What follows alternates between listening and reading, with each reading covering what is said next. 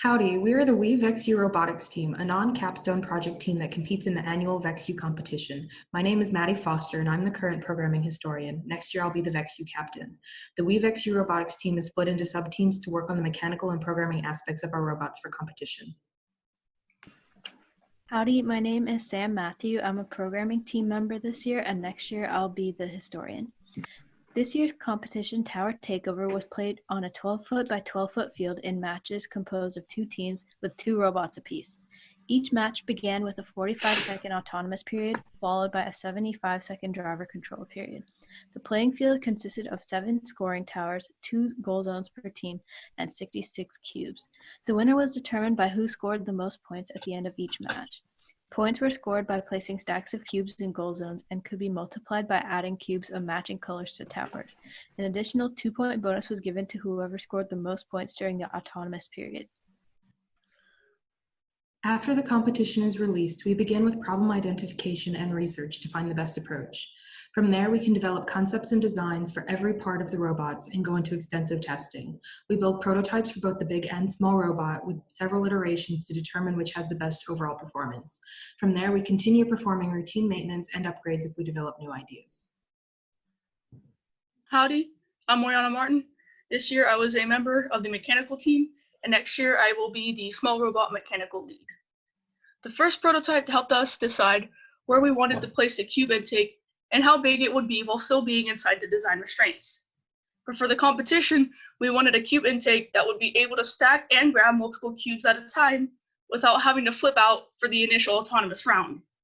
This is where prototype 2 came in, going off of the idea of the big robot and using the take treads to intake multiple cubes at a time to be able to stack within our corner. Howdy, my name is Cassandra File, and this year I was the mechanical lead of the small robot.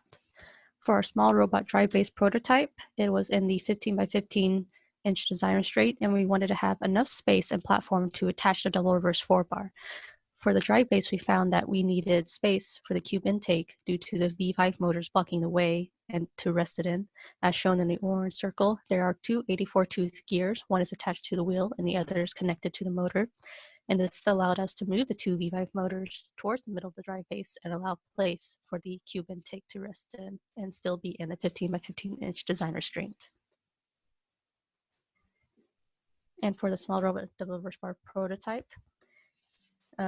it has the 1:5 gear ratio, which allows the 60-tooth gears shown in the rotating orange arrows to move in the opposite direction to lift the arms. We found that the double reverse 4-bar was rubbing against the C channel attached to the drive base, so there was measures put in to stabilize the double reverse 4-bar. These stabilizing measures were placing the X metal plate formation on the inside of the 2 small arms, which allowed simultaneously to lift together without strain on the motors due to the rubber friction, and the blue rubber bands on the sides of the arms helped in lifting the double reverse 4-bar and lessening the strain on the V5 motors, such as when the double reverse 4-bar is resting at the bottom of the rubber bands, have a greater upwards force and wanting to unstretch itself, so this force assists the motors in lifting the double reverse 4-bar.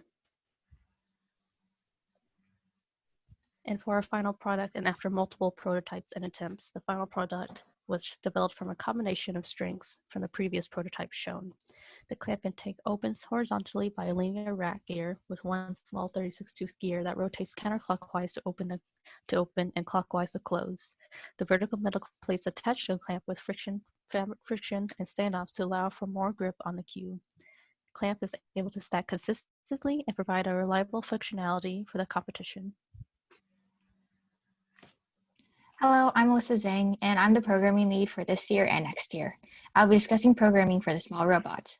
The first iteration of our autonomous program focused on stacking cubes in the towers available on our side of the field.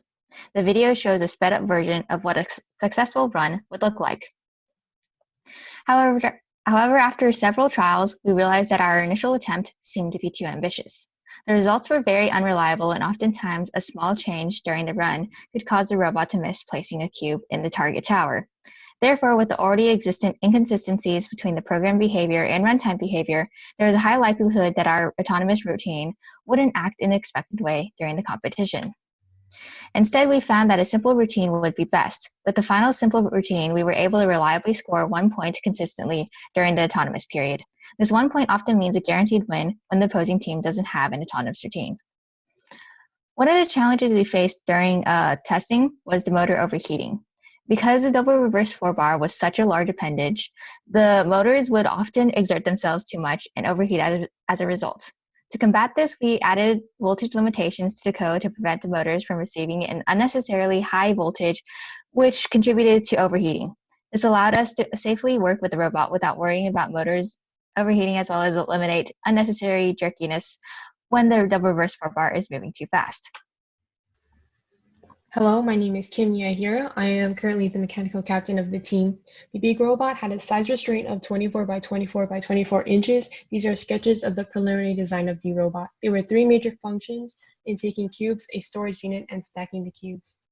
First, a hinge connection was used between the gear intake and its arms. The gear intake is pushed to the sides and the tray is rotated forward between them. At this point, the tray had a polycarbonate backing. This design could only intake 5 cubes and led to our next prototype, which was replacing the hinge with a static connection. A short sheet channel was used for the attachment. The static connection increased compression between the 2 intake and allowed the cube intake to push 9 cubes up the tray.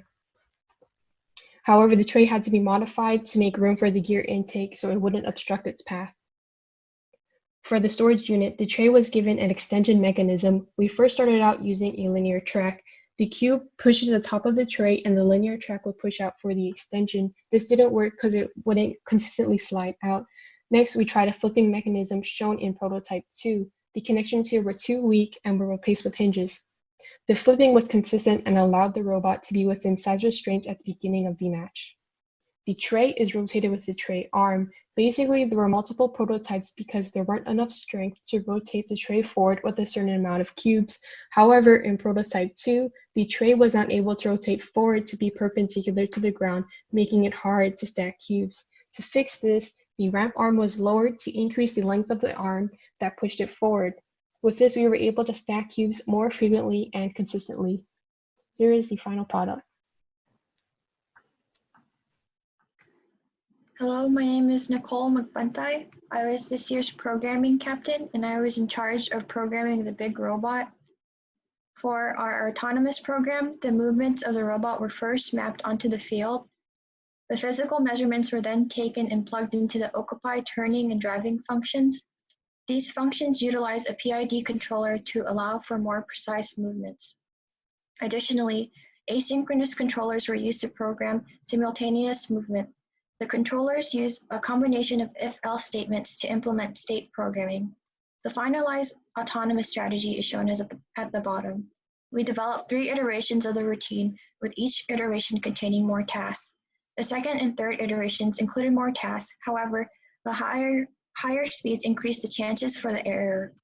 In the end, the first iteration was chosen due to its accuracy and consistency. For our driver control, we initially used arcade drive, but switched to tank drive to allow drivers to turn more easily. Additionally, to better control the robot at high and low input analog stick voltages, motors were mapped using a cubic ease-in, ease-out function. This mapping decelerates the robot's speeds at high and low voltages, making the robot easier to control at these voltages. Various orders of curves were tested, but we found that the cubic curve allowed for the most control at high and low voltages without making the robot too difficult to control at mid-range voltages.